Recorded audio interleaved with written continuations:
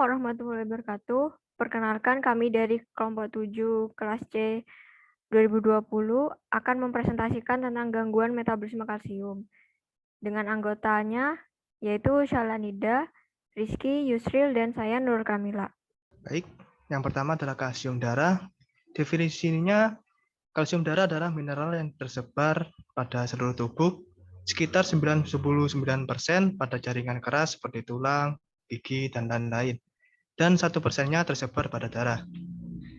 Fungsi kalsium antara lain seperti mengaktifkan syaraf, melancarkan peredaran darah, melenturkan otot, menjaga keseimbangan tubuh, mencegah osteoporosis, mencegah penyakit jantung, dan meminimalkan penyusutan tulang bagi ibu hamil dan menyusui. Next. Selanjutnya, peran kalsium, yaitu sebagai pembentukan tulang dan gigi, serta berperan dalam proses fisiologi dan biokimia dalam tubuh. Next. Selanjutnya, sumber kalsium. Sumber kalsium ada dua sumber, yang pertama hewani dan yang kedua nabati. Dari hewani sendiri, yang pertama adalah susu dan olahannya seperti yogurt, keju, dan yang kedua berasal dari ikan laut seperti ikan teri, sarden, salmon, dan kerang. Dan yang ketiga berasal dari ikan tawar. Selanjutnya dari nabati, yang pertama adalah kacang-kacangan seperti kacang panjang, kacang hijau, kacang merah, dan kacang kapri. Dan yang kedua, buah-buahan seperti buah jeruk, buah jambu, buah apel, dan avokat, salak, dan sawo. Baik, yang selanjutnya yakni ada gangguan metabolisme kalsium. Yang pertama ada hiperkalsemia. Hiperkalsemia merupakan kelebihan kalsium di dalam darah. Kondisi hiperkalsemia hanya dapat diketahui melalui tes darah. Penyebabnya yakni hiperparatiroidisme primer dan keganasan darah yang paling umum, terhitung lebih dari 90% kasus. Hiperkalsemia telah dilaporkan terjadi hingga 20 hingga 30% pada pasien dengan kanker. Hiperkalsemia menyebabkan gangguan mental yang progresif, yang meliputi koma serta gagal ginjal. Pada pasien kanker, komplikasi ini merupakan kejadian terminal yang umum.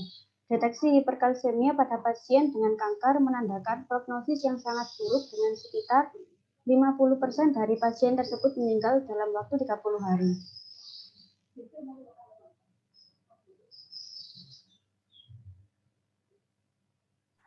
Baik, selanjutnya yaitu hipokalsemia. Hipokalsemia ini keadaan di mana konsentrasi ion kalsium itu setelah dikoreksi oleh nilai albumin serum itu di bawah normal. Karena seharusnya yang normal itu 3,5 sampai 5,9 gram per desiliter. Dalam gejalanya tuh ada yang ringan dan berat. Kalau ringan itu gejalanya ditandai dengan kram dan kedutan otot, perasaan kesemutan di sekitar mulut, tangan, dan kaki bagian distal. Sedangkan pada gejala berat, itu ada kontraksi otot saluran napas, juga laring berkepanjangan, menyebabkan gagal napas, gagal jantung, hipotensi refrakter, aritmia biasanya terjadi pada kondisi penurunan serum kalsium akut dan berulang. Jadi ada hormon yang mengendalikan keseimbangan kalsium dalam tubuh, yaitu namanya hormon paratiroid. Jadi hipokalsemia ini dibagi jadi 3 kelompok berdasarkan hormon paratiroid tersebut. Jadi hormonnya ada yang rendah. Dalam etiologinya itu hipoparatiroidisme herediter dan hipomagnesemia. Nah, dalam status hormonnya itu hormon paratiroid yang tidak efektif itu etiologinya ada gagal ginjal kronik, lalu defisiensi vitamin D, seperti kekurangan diet dan cahaya matahari, juga gangguan metabolisme. Terus ketika vitamin D aktifnya tidak efektif, akan terjadi malabsorpsi, terus vitamin D dependent, juga pseudohipoparatiroidisme. Lalu ketika hormon paratiroid yang overwhelmed, itu etiologinya hiperfosfatemia akut dan berat, seperti tumor lisis, cedera ginjal akut, rhabdomyolysis. Juga selanjutnya osteitis fibrosa pasca pasca paratiroidektomi. Baik, yang selanjutnya yakni ada osteoporosis. Penyakit ini ditandai dengan penurunan kepatatan tulang. Salah satu masalah kesehatan yang perlu diperhatikan oleh lansia. Menurut Perry et al. Dikutip Kosnayani, kepadatan tulang pada wanita pasca menopause juga akan menurun karena ovarium akan mengalami penurunan produksi hormon estrogen dan selanjutnya limbah kalsium dari tubuh akan meningkat. Salah satu akibat lanjutan dari osteoporosis adalah patah tulang. Menurut data Organisasi Kesehatan Dunia atau WHO, terdapat lebih dari 8,9 juta patah tulang atau fraktur yang disebabkan oleh osteoporosis di dunia setiap tahunnya, di mana 17,4% diantaranya terjadi di Asia Tenggara. Oke, baik. Untuk selanjutnya adalah faktor-faktor yang memengaruhi kadar kalsium. Oke, jadi terdapat dua faktor ya. Yang pertama itu tidak dapat diubah, dan yang kedua dapat diubah. Untuk yang tidak dapat diubah ini ada 3, ada demografi, genetik, dan hormonal. Untuk demografi ini ada usia, ya, di mana daya serap kalsium ini akan menurun semakin bertambahnya usia. Oleh karena itu, lansia ini lebih mudah untuk terkena osteoporosis. Lalu untuk jenis kelamin, diperkirakan dalam hidup manusia, wanita itu akan kehilangan massa tulang sekitar 30-50%. Sedangkan untuk pria ini hanya sekitar 20-30%. Oleh karena itu, wanita ini memiliki risiko lebih tinggi untuk terkena osteoporosis. Lalu faktor genetik, riwayat keluarga. Nah, jika ada keluarga yang memiliki riwayat osteoporosis, maka anggota keluarga yang di bawah ini juga memiliki tingkat risiko lebih tinggi untuk patah tulang seperti itu. Lalu yang kedua ada riwayat fraktur. Oke, jadi bagi orang-orang yang pernah patah tulang atau fraktur, ini memiliki risiko lebih tinggi untuk patah tulang lagi, ya, karena bisa saja kondisi tulangnya itu tidak sekuat seperti di awal seperti itu. Lalu faktor hormonal. Nah, ini ada hormon paratiroid.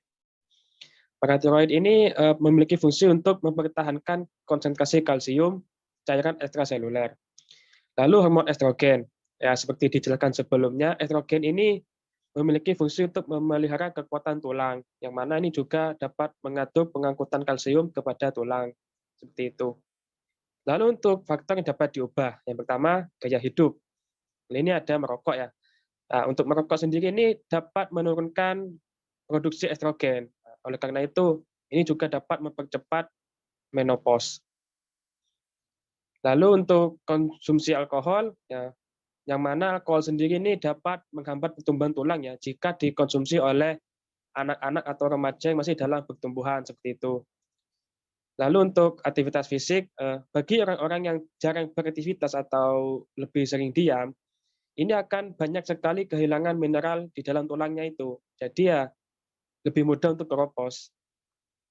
Lalu untuk faktor metabolik, ini penyakit. Ini contohnya pada penderita diabetes mellitus. Ya, untuk yang penderita diabetes ini lebih mudah terkena osteoporosis karena insulin ini memiliki peran untuk merangsang pengambilan asam amino ke dalam sel tulang sehingga meningkatkan pembentukan kolagen. Nah, oleh karena itu, para penderita DM ini akan lebih mudah terkena osteoporosis kan. Lalu selanjutnya faktor diet. Nah, ini ada asupan kalsium dan vitamin, kafein dan fosfat. Oke, jadi untuk asupan kalsium dan vitamin, jika terlalu rendah, maka kalsium dalam tulang ini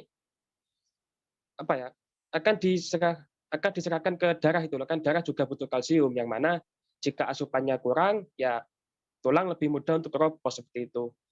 Lalu untuk asupan kafein dan fosfat, ini jika berlebihan juga dapat menurunkan kalsium pada tulang seperti itu. Next. Selanjutnya, akibat kekurangan dan kelebihan kalsium. Di dalam kekurangannya ini ada 5 kekurangan. Yang pertama terjadi gangguan pertumbuhan. Lalu yang kedua itu tetani atau kejang. Yang ketiga tulangnya tidak mengendap dengan normal. Lalu akan mengurangi daya kontraksi otot. Dan yang terakhir akan terjadi osteoporosis. Pada kelebihan kalsium itu bisa terjadi bila menggunakan suplemen kalsium berupa tablet atau bentuk lain. Kelebihan kalsium dapat menimbulkan batu ginjal atau gangguan ginjal. Di samping itu juga menyebabkan konstipasi atau susah buang air besar. Jadi sekian presentasi dari kelompok 7. Mohon maaf apabila ada kekurangan. Terima kasih. Wassalamualaikum warahmatullahi wabarakatuh.